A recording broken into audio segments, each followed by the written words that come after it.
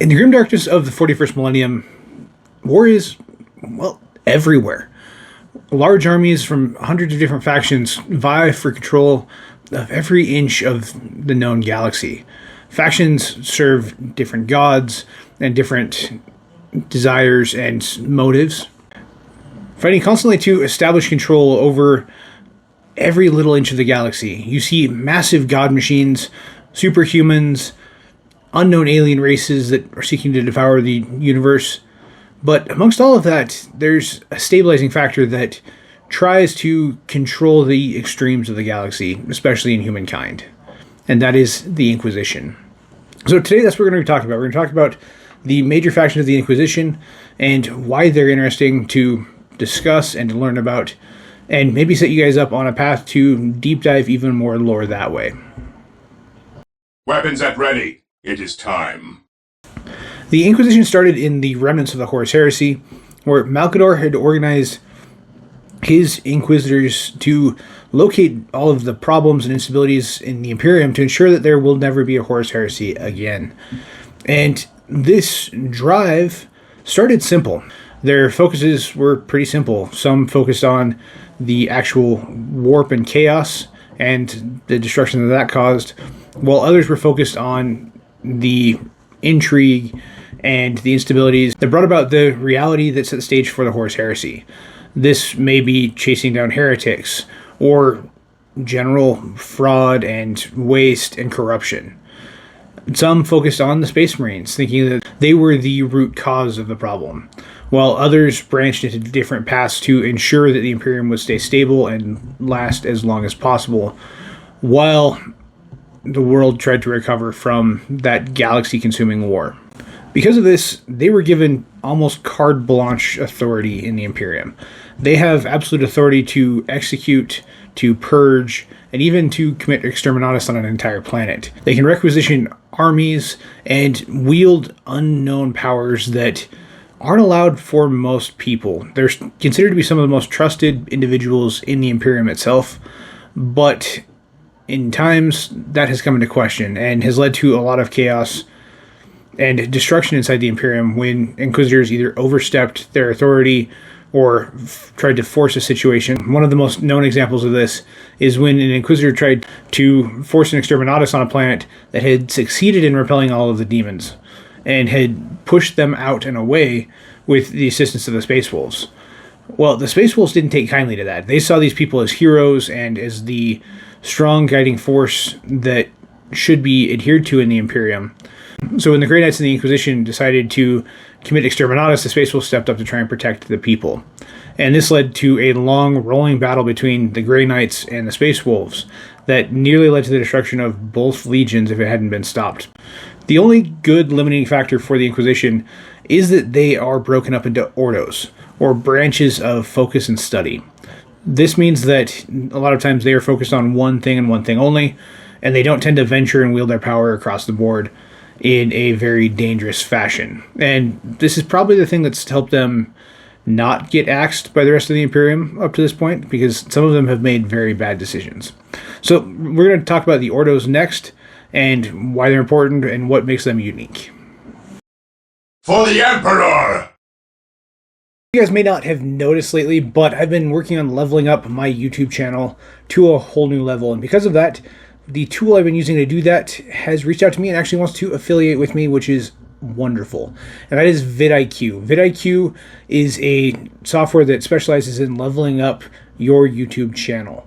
It's been a long YouTube journey for me, and I'm not here because I want to blow up and become YouTube famous. That's not what I want. I'm here because I like to share my passion for Warhammer 40k lore and talk about the things I can't really talk about with my friends. A lot of my friends who play Warhammer 40k are a lot more casual than I am when it comes to lore, and being able to do these deep dives and talk about lore accurate armies and things like that isn't something I can do in my daily life. So I'm here.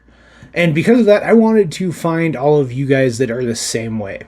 And that's what drove me to vidIQ. vidIQ is an amazing tool that gives you access to thumbnail idea generators, script outline generators, which we're actually using for this current video. It also helps you with a lot of the back-end stuff, things like tags and keywords and making sure your descriptions are accurate and detailed.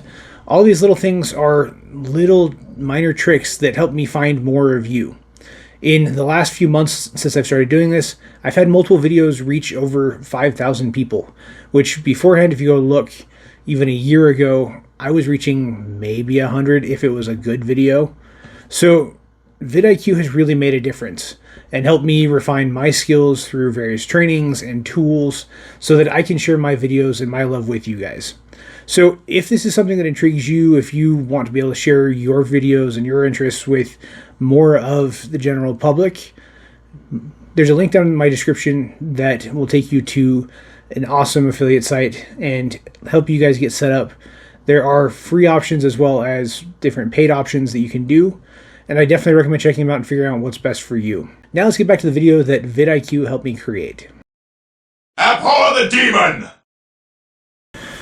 The first order that we're going to be talking about is the Ordo Maleaus. They are the demon hunters of the Imperium. Their job is to purge all chaos demons from the galaxy if possible. They strive to fight back against any form of chaos and chaos corruption that arises. They're driven by that sole purpose, and that is all they do. And just like most of the other orders, they have a chambered militant, and that is the Grey Knights. The Grey Knights serve this ordo in particular, but they do venture out and do their own thing as well. But that is their main purpose. They follow the will of the Ordo Maleaus to purge demons from the galaxy, and that is their creed and that is their life focus. A lot of the Ordo Maleaus is pretty straightforward. They tend to be pretty vicious when needed to be, because once demons are on a planet, it doesn't usually go well, and it's very hard to fully purge them. So this Ordo is very violent and very forceful, but for most of the Imperium, they see that as a necessary evil.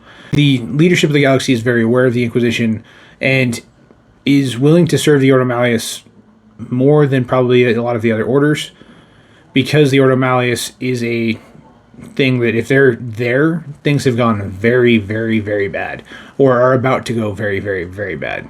So as a governor or commander or any other faction and war role inside the Imperium, if the Ordo Maleaus comes calling, you should probably help them. Not helping them would likely lead to much, much worse things coming very soon. Because of the Ordo Maleaus' mission, a lot of Space Marine chapters are very friendly, might not be the right word, but they're far more willing to work with the Ordo Maleaus than they are with a lot of the other Ordos. Life can be very, very difficult for anyone who opposes the Ordo Maleaus, but serving them and working with them is a pretty common situation. A lot of books have been written in the Black Library about working with the Ordo Maleaus to purge demon worlds or to cut off a demon threat before it really gets too big. So these are probably one of your more common Ordos that you're going to see out in the galaxy. Weapons at ready. It is time. The second Ordo is another one that is quite large. It's one of the largest Ordos in existence for a good reason, and that is the Ordo Xenos. The Ordo Xenos specializes in dealing with alien threats.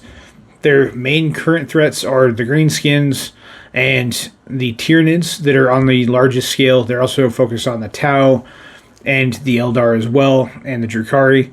They have a very, very busy job. Their job keeps them very, very busy. And their Chamber Militant is the same way. That is the Death Watch. The Death Watch is an order of Space Marines that pulls from all chapters to focus exclusively on dealing with the Xenos. The Death Watch will often use very unique weapons and skills and tactics in order to fight the Xenos in a way that isn't the most common for the Imperium, but due to their specialties, they are very, very good at it. This Ordo is one of the more popular in books as well. Eisenhorn is part of the Ordo Xenos, although he flirts between the Ordos, which you are allowed to do as an Inquisitor, but he focuses mostly on the Ordo Xenos. The Ordo Xenos was formed after the War of the Beast in the 32nd millennium that led to the near complete annihilation of the Imperial Fist chapter. As an Ordo, they expand very quickly, having to keep eyes on pretty much the entire galaxy to check for and track any major threats like Orc Waz, Tyranid Hive fleets, Eldari Craft Worlds, Drukhari coming out of the Webway. Anything that could be a major threat to the Imperium needs to be cataloged and dealt with as soon as possible. Because of this, we see Deathwatch kill teams as well as the Ordo Xenos scattered throughout the galaxy that pop up pretty regularly, either as side characters or in situations like in Space Marine 2. This leads to them being probably the most commonly known members of the Inquisition and ones that most of the Imperial military works with on a fairly regular basis.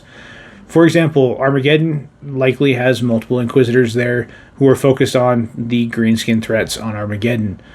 But this Ordo is also tends to be one of the more liked Ordos.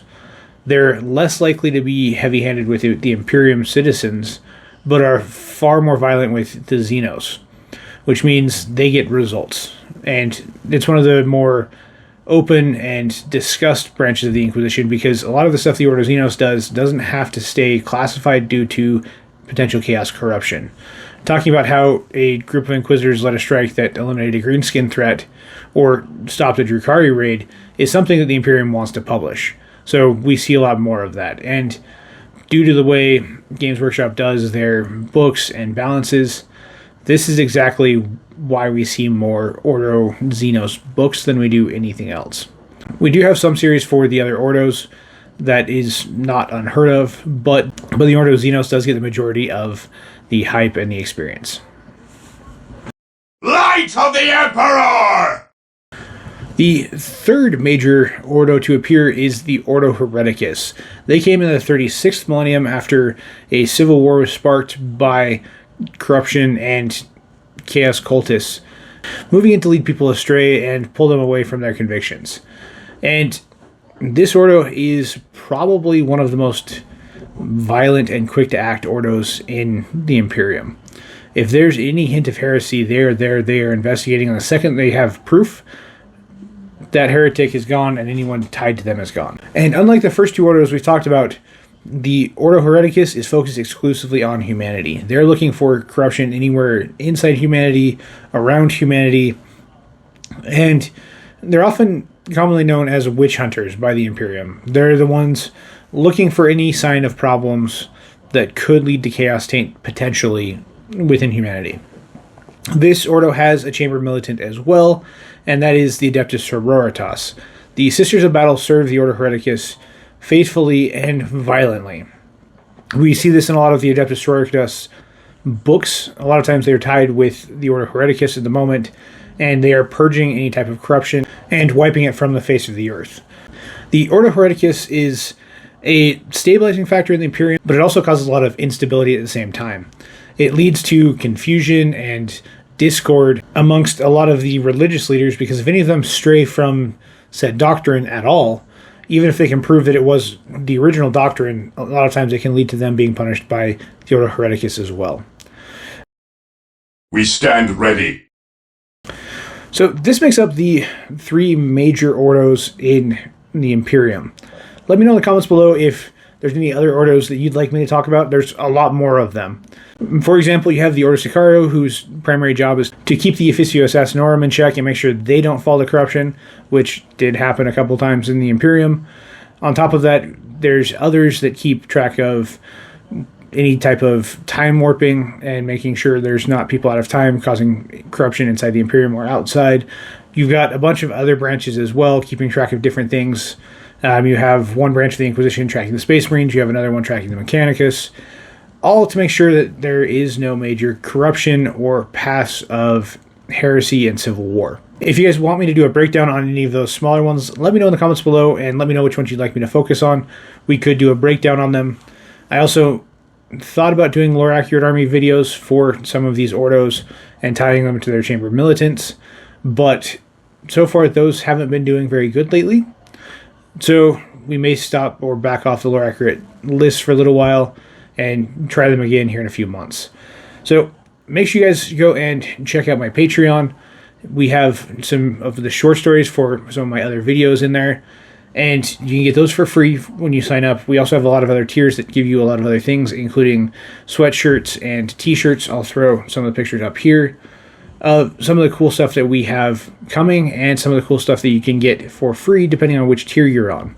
And make sure you go check out the link in the description below for vidIQ. It's the tool that has really made a lot of this possible and helped me accomplish this video and the expansion of this channel that we've seen over the last several months. And I have to say a big thank you to them as well for both sponsoring me and for letting me use this tool to improve this channel. So let me know in the comments below if you guys have anything else you'd like me to talk about, anything Warhammer related. We are going to start dabbling into the Warhammer the Old World a little bit, but for now, I will see you guys in the next one.